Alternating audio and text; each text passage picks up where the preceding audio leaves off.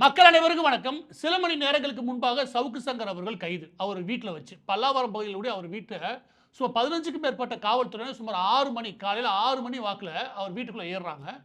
அவரோட வீட்டை அவர் திறக்கவே இல்லை. அது எதனால் கைது செய்யப்பட்டார், எதன் அடிப்படையில் கைது செய்யப்பட்டார், அந்த கைது நடவடிக்கை சரியா, அந்த கைது நடவடிக்கை சம்பந்தப்பட்ட விஷயங்கள் இதுதான் இந்த வீடியோவில் நம்ம பார்க்க போகிறோம். உள்ளே போகிறதுக்கு முன்னாடி ஒரு விஷயத்தை தெளிவுபடுத்திடுறேன். எலெக்ஷன் வரப்போது அடுத்த 3-4 மாதங்களில். எனவே திமுக தனக்கு எதிராக இருக்கக்கூடிய எல்லா நபர்களுமே எந்த அளவுக்கு முடியுமோ அந்த அளவுக்கு ஒடுக்கிறதுக்கான முயற்சிகளை ஈடுபடும். அந்த ஒரு நடவடிக்கையாக தான், அதை மாதிரியான ஒரு நடவடிக்கையாக தான் சவுக்கு சங்கர் அவர்களுடைய இன்றைய கைது இருக்கு இல்லையா, அதை நம்ம பார்க்க முடியும். ஏன்னா எடுத்து பார்க்கும்போது அதுக்குள்ள எஃப்ஐஆர் ஆகட்டும், அந்த தகவல்கள் ஆகட்டும், அதன் அடிப்படையில் கைது நடவடிக்கை வரைக்கும் போக வேண்டிய அவசியம் இருக்கா அப்படின்ட்டு ஒரு பெரிய கேள்வி ஒன்று எழுது. கைது நடவடிக்கைன்றது தேவையாக இருக்குது திமுக அரசாங்கத்துக்கு. ஏன்னா அவங்களை எதிர்த்து பேசக்கூடிய எல்லா பேருமே வாயை மூடி ஆகும். அப்படியான ஒரு நடவடிக்கையாக பார்க்கும்போது இதை நம்ம வன்மையாக கண்டிக்க வேண்டியிருக்கு. இப்போ சவுக்கு சங்கர் மீது எதன் அடிப்படையில் இன்றைய கைது நடக்குது அப்படின்னா, சில மாதங்களுக்கு முன்பு ரெட் அண்ட் ஃபாலோன்னு ஒரு திரைப்படம், அந்த திரைப்படத்தை எடுத்த தயாரிப்பாளரை கூப்பிட்டு சவுக்கு சங்கர் அவர்கள் அவருடைய அலுவலகத்தை வச்சு மிரட்டினார். என்ன சொல்லி மிரட்டினார்? அவர் காசு தரலைன்னா இன்னும் அவருடைய பேரை கெடுப்போம், இதற்கு முன்னாடி நாங்கள் வீடியோ வெளியிட்டிருக்கோம், அந்த வீடியோ அடிப்படையில் எனக்கு 10 லட்ச ரூபாய் தரணும் அப்படின்னு சொல்லி அவர் மிரட்டினதா ஒரு கம்ப்ளைண்ட் கொடுக்குறாரு.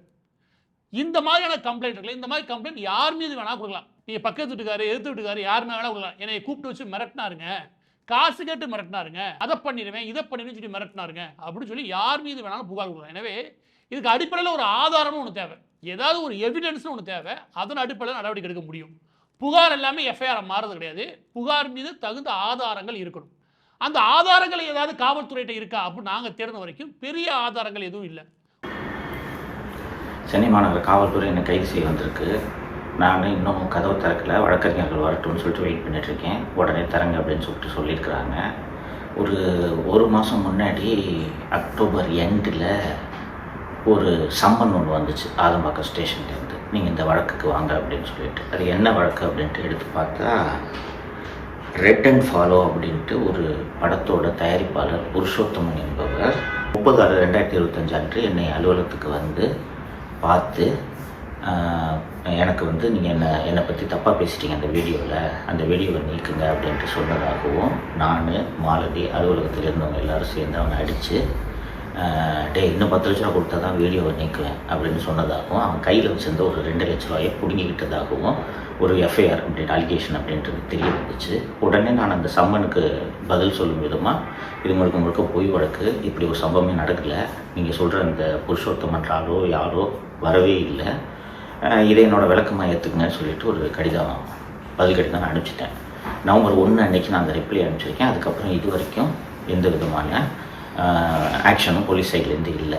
ஒரே ஒரு ஆதாரம் ஒன்று காட்டுறாங்க. அது என்ன அப்படின்னா, அவருக்கு யார் அந்த தயாரிப்பாளர் இருக்கார் இல்லையா, திரைப்படத்துடைய தயாரிப்பாளர் நிறுவனத்தில் வேலை பார்க்கக்கூடிய ஒரு நபர், அவர் இவருக்கு ஜிபேயில் ஏறக்குறைய 1 லட்ச ரூபா அனுப்பி வச்சார்.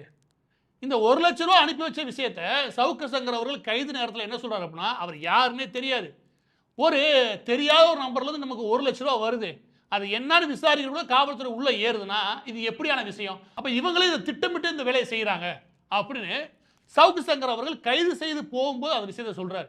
நீதிமன்றங்களின் மீது எனக்கு நம்பிக்கை இருக்கிறது. ஜிபேல எங்க எம்ப்ளாய்க்கு யாரோ 90,000 ரூபாய் பணம் அனுப்பிச்சிருக்கான், அதை நான் மிரட்டி வாங்க சொன்னதா இந்த வழக்கு பதிவு செய்யப்பட்டிருக்கிறது. இது ஏற்றுக்கொள்ளக்கூடிய விளக்கம் தான். ஏன்னா யாரோ ஒருத்தர் காசு அனுப்புறாரு, அந்த காசு நான் மிரட்டி தான் வாங்கினேன், இல்லை அவர் எனக்கு தெரிஞ்ச நபர் தான் அப்படின்றதுக்குலாம் எந்தவித ஆதாரமும் கிடையாது. எனவே இதெல்லாம் முழு விசாரணைக்கு அப்புறம் தான் வெளியே கொண்டு வர முடியும். ஆனால் காவல்துறை காட்டக்கூடிய இந்த ஆதாரங்களை இது போதுமானது கிடையாது. காவல்துறை என்ன ஆதாரங்களை காட்டணும் அப்படின்னா, அந்த தயாரிப்பாளர் அவருடைய அலுவலகத்துக்கு வந்தார், அந்த தயாரிப்பாளர் அலுவலகத்துக்கு வரதுக்கு முன்னாடி அவங்களுக்குள்ள என்னென்ன மாதிரியான உரையாடல் இருந்துச்சு, அதுக்கு ஏதாவது எவிடன்ஸ் இருக்கா, அதை தாண்டி சவுக்கு சங்கர் அவர்கள் இதே மாதிரியான விஷயங்கள்னால வெவ்வேறு நபர்கள்ட்ட இந்த மாதிரி நடந்து கொண்டதுக்கான ஏதாவது ஆதாரங்கள் இருக்கா, இப்படின்னு தீவிரமான ஆதாரங்கள் தேவை. பொதுவாக திரைப்படத்தை பொறுத்த வரைக்கும் இருக்கிற விஷயம் என்ன அப்படின்னா, இந்த திரைப்படத்துறையை பொறுத்த வரைக்கும் எனக்கு ரிவ்யூ பண்ணுங்கன்னு சொல்லி 1 லட்சம் கொடுத்தா கொடுக்கலாம், அவளுக்கு காசு கொடுத்துட்டு காசை கொடுத்ததுக்கு இல்லை என்னை மிரட்டி வாங்கினான்னு சொல்லி பேச்சை மாற்றவும் செய்யலாம். எனவே காசை கொடுத்ததுனால மட்டுமே என்ன காரணத்தினால கொடுத்தார் அப்படின்றது புகார்தாரர் கொடுத்தார் இல்லையா, அந்த புகார் தான் காரணம்னு காவல்துறையால் உறுதியாக சொல்ல முடியாது. அப்போ அது தனியாக எவிடன்ஸ்னு பார்த்தோம்னு வச்சுக்கோங்க, காவல்துறையிட்ட எனக்கு தெரிஞ்சு எதுவுமே இல்லை. எனவே சவுக்கு சங்கருடைய கைதுன்றது இங்கே வேறொரு காரணத்தினால, வேறு சில காரணங்கள் இல்லாட்டி வேற ஒரு தேவையின் காரணமாக திமுக அரசாங்கம் செய்யுதோ அப்படின்ற சந்தேகம் வலுக்குது. இந்த இடத்துல ஒரு முக்கியமான விஷயம் ஒன்று இருக்குது. அது என்ன அப்படின்னா, சவுக்கு சங்கர் அவர்கள் கைது செய்யப்படும் போது அவர் கற்றுக்கிட்டே ஒரு விஷயம் சொல்லிட்டே போகிறாரு. என்ன அப்படின்னா, என் வீட்டை மொத்தமாக சூறையாடுறாங்க, அதற்கு காரணம் என்னுடைய வீட்டில் இருக்கக்கூடிய என்னுடைய ஃபோன் இருக்குது, அந்த ஃபோனை அவங்க கைப்பற்ற முடியலன்னு சொல்லிட்டு வீட்டையே சூறையாடுறான்றாங்க. இந்த இடத்துல சில முக்கியமான கேள்விகள் எழுப்பப்படுது. அது என்ன அப்படின்னா, காவல்துறைக்கு வீட்டை உடைச்சிக்கிட்டு உள்ளே வர்றதுக்கு அதிகாரம் இருக்கா?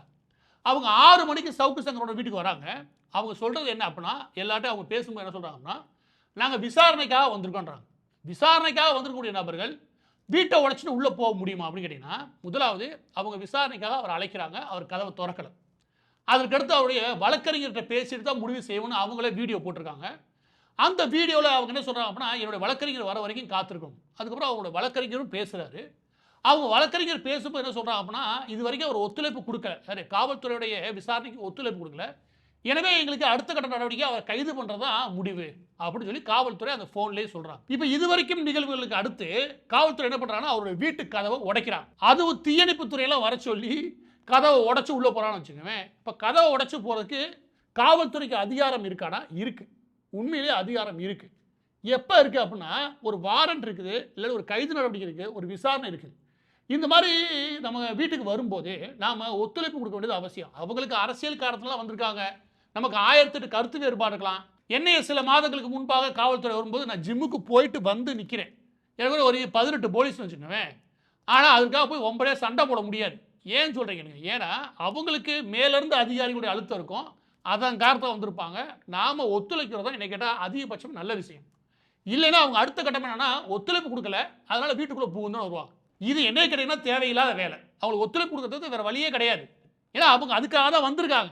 ஏன்னா அவங்களுக்கு மேலே இருக்கிற அதிகாரி, அதுக்கு மேலே எந்த அரசியல்வாதி அதை அழுத்தம் கொடுத்தான்னு தெரியல, அதை நிறைவேற்றி அவங்க வருவாங்க. எனவே இது பார்க்கும்போது அராஜகமாக இருக்கும், ஆமாம் அராஜகம் தான். ரொம்ப அட்டூழியமாக இருக்கும், ஆமாம் அட்டூழியம் தான். ரொம்ப அடக்குமுறையாக இருக்கும், அடக்குமுறை தான். ஆனால் வேறு வழியே கிடையாது. இதில் ஒத்துழைப்பு கொடுத்து போகிறது இல்லையா, இதுதான் நியாயமானது, சட்ட போராட்டங்கள் தான் சரியானது. எனவே வீட்டை நம்ம திறக்கலைன்னு வச்சுக்கோங்க, அவங்க அடுத்த கட்டம் என்னென்னா, வீட்டை உடைச்சி உள்ளே போய் எதனால் கைது பண்ணணும் அப்படின்ற அதிகாரம் உங்களுக்கு வருது அப்படின்னா, உள்ளே மறைச்சி வச்சிருந்த எவிடன்ஸை அவங்க அழிக்கலாம், இல்லை ஆதாரங்களை ஒழிச்சு வைக்கிறதுக்கான வேலைகள் ஈடுபடலாம், இல்லை தப்பிச்சு போக முயற்சி பண்ணலாம். இப்படின்னு அவங்களுக்கே வசதியான சில காரணங்கள் இருக்குது. அதெல்லாம் அவர் செஞ்சால் நம்ம சொல்ல தேவையில்லை. ஆனால் நீங்கள் அடைச்சி ஒரு 2 மணி நேரம் வச்சுருந்தீங்க வச்சுக்கோங்க, அந்த கதவை உடைக்கிறதுக்கு உங்களுக்கு எங்கேருந்து அதிகாரம் வருது அப்படின்னா, உள்ளே இருக்கக்கூடிய அந்த குறிப்பிட்ட விசாரணைக்கான நபர் இந்த மாதிரி ஆதாரங்கள் அழிக்க முயற்சி பண்ணியிருப்பார், இல்லாட்டி தப்பிச்சு ஓட முயற்சி பண்ணார், இப்படின்னு ஏதாவது ஒரு காரணத்தை அவங்களால கோர்ட்டில் சொல்ல முடியும். அப்போ கோர்ட்டும் ஒன்றும் செய்ய முடியாது. எனவே வந்துட்டாங்க விசாரணைக்குன்னா ஒத்துழைப்பு கொடுக்குறது என்னை கேட்டால் நல்லது. இந்த மாதிரி விஷயங்கள் சவுக்கு சங்கருக்கு தெரியாமல் இருக்கிறதுக்கான வாய்ப்புகள் கிடையாது. ஆனால் எதனால் அவர் கதவை அடைச்சி போட்டு வழக்கறிஞர்கள் வந்து இவ்வளோ விஷயங்கள் நடந்து அதை உடச்சி உள்ளே போகிற அளவுக்கு கொண்டு போய் விடணும்னு எனக்கு தெரியல. ஏன்னா நேற்று இன்னைக்கு கிடையாது, ஒரு வழக்கு 2 வழக்கு கிடையாது. நாங்களும் ஒரு 15-20 எஃப்ஐஆரை பார்க்குறோம். அதுக்கப்புறம் டெஃபமேஷன் வழக்கெல்லாம் பார்த்தீங்கன்னு 30-40 பார்க்குறோம் வச்சுக்கோங்க, மாநஷ்ட வழக்கெல்லாம். சவுக்கு சங்கரை பொறுத்த வரைக்கும் எதனால் அதை செய்தாருன்னு எனக்கு தெரியல, ஏன்னா அவருக்கு போதுமான அனுபவம் இருக்குது. ஆனால் இதில் மிக முக்கியமான இன்னொரு விஷயம் இருக்குது. அது என்ன அப்படின்னா, நீங்கள் காவல்துறை எந்த இடத்த தன்னுடைய லிமிட்டேஷனை தாண்டுறாங்க, தன்னுடைய வரையறையை தாண்டுறாங்க அப்படின்னா, இவங்க உடச்சி போய் கைது பண்ணுற வரைக்கும் எனக்கு பிரச்சனை கிடையாது. ஆனால் வீட்டுக்குள்ளே போனதுக்கப்புறம் அவருடைய பீரோவெல்லாம் உடைக்கிறாங்க. எது என்ன ரைடாக போயிருக்கீங்க, காவல்துறைக்கு எங்கேருந்து ரைடுக்கான வாரண்ட் இருக்குது, ஒட்டுமொத்த வீட்டையும் நாங்கள் சோதனை செய்வோம் அப்படின்ற அதிகாரம் காவல்துறைக்கு கிடையாது. சரியான நீதிமன்ற உத்தரவு இல்லாமல் நீங்கள் வந்ததே தப்பு. அப்படி பார்க்கும்போது அவருடைய வீட்டில் உடச்சி உள்ளே போய் அவர் கைது பண்ண மட்டும் கிடையாது, அவருடைய ஒவ்வொரு பீரோவையும் உடைக்கிறாங்க, உடச்சி உள்ளே இருக்கிற பொருள்லாம் அல்றாங்கன்னு வச்சுக்கோங்க. இது அப்பட்டமாகவே காவல்துறையுடைய அராஜகத்தின் உச்சம். இதெல்லாம் எதுக்கு பண்ணுறீங்க?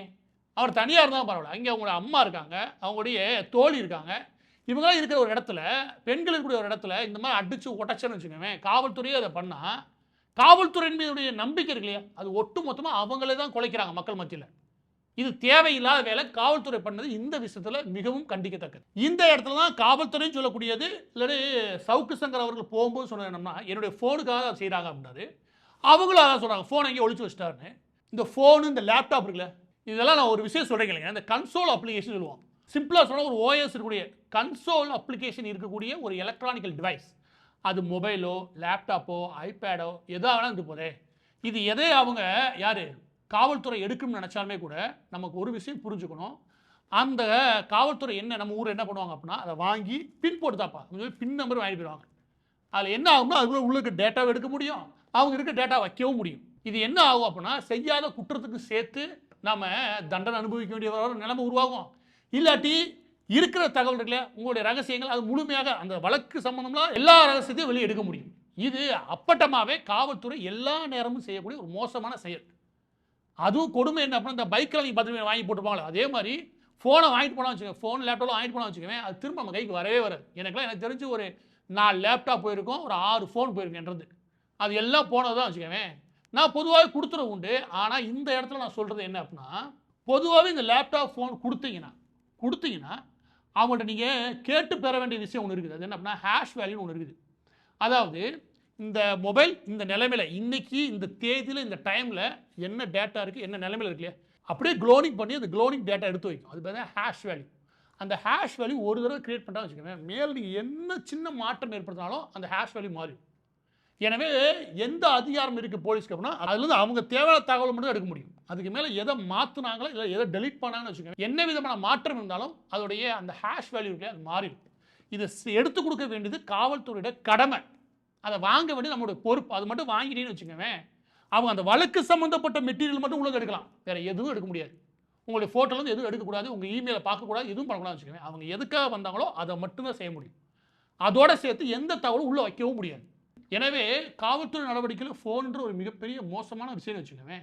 ஆனால் என்ன காரணத்தினால தெரில, ஹேஷ் வேல்யூன்றது யாருக்கும் கொடுக்குறதே கிடையாது. இதில் ஒரு மிகப்பெரிய விழிப்புணர்வு தேவை. நீதிமன்றங்களும் இது கூடுதலாக சென்சிட்டிவாக கண்காணிக்க வேண்டியது அவசியம். ஒவ்வொரு முறை மொபைல் ஃபோன் கைப்பற்றும் போதும் ஹேஷ் வேல்யூ கேட்குறோம். நான் ஒரு 2-3 தடவை வாங்கியிருப்பேன், வேறு எந்த முறையும் அவங்க கொடுத்ததே கிடையாது வச்சுக்கோங்க. ஆனால் 2-3 முறை வாங்கியிருக்கேன். ஆனால் பலருமே அதை வாங்குறதே கிடையாது. வாங்கலைன்னு வச்சுக்கோங்க, அந்த ஃபோன் என்ன வேணாலும் பயன்படுத்தலாம். இப்போ பதிவோட இறுதி பகுதிக்கு வரலாம். சவுக்கு சங்கர் அவருடைய கைது நிச்சயமாக அரசியல் காரணத்தினால தான். ஏன்னா சொன்ன புகாரில் பெரிய லெவலில் எந்த எவிடன்ஸும் இருக்கிற மாதிரி தெரில. எனவே முழுக்க அரசியல் காரணத்தினால மட்டுமே இந்த கைது நடவடிக்கை நடந்திருக்கு. அதுக்கு பின்னாடி ஜிபே டிரான்சாக்ஷன் ஒரு 1 லட்ச ரூபா அனுப்பணும், அதுதான் பெரிய எவிடன்ஸ்னு காவல்துறை தூக்கிட்டு வர்றது மிகப்பெரிய நகைப்புக்குரிய விஷயம். இதில் வீட்டுக்குள்ளே கதவை உடைச்சிட்டு போனான்னு அவனு சொல்ல மாட்டேன், ஆனால் உள்ளே போய் உள்ள ரைடே நடத்தி முடிச்சிங்க பாருங்க, அது மிகவும் கண்டிக்கத்தக்க செயல். எனவே இந்த வழக்கை பொறுத்த வரைக்கும் எங்களுடைய நிலைப்பாடு, சவுக்கு சங்கருடைய கைது நியாயமற்றது, அது வன்மையாக கண்டிக்கத்தக்கது. இதில் இதுக்கப்புறம் என்னென்ன வழக்கு போட போகிறான்னு தெரில. இருக்கிற வழக்கெல்லாம் புதுசாக உயிர்ப்பிக்குன்னு வச்சுக்கோங்க. அதோட சேர்த்து பழைய வழக்கு புகாரில் இருக்கு இல்லையா, அந்த புகாரில் எஃப்ஐஆர் மாறும். இதுக்கப்புறம் புதுசாக எவ்வளோ முடியுமோ அத்தனை நிறைய எஃப்ஐஆர் கொண்டு வந்து போட முடியும். இதன் மூலமாக ஒரு குண்டர் சட்டத்தை கட்டமைக்க முடியுமானா முடியும். அதுக்கான போதுமான சூழல் இருக்கானா இருக்கு. இது எல்லாம் நடக்கும் பட்சத்தில்னா மக்கள் ஒருபோதும் இந்த திமுக அரசாங்கம் இருக்குல்ல, இது ஏற்றுக்கொள்ளக்கூடாது. ஏன்னா இதெல்லாம் அராஜகத்து உச்சம், எவனையும் கேள்விக்கூடாது அப்படின்ற மனநிலை.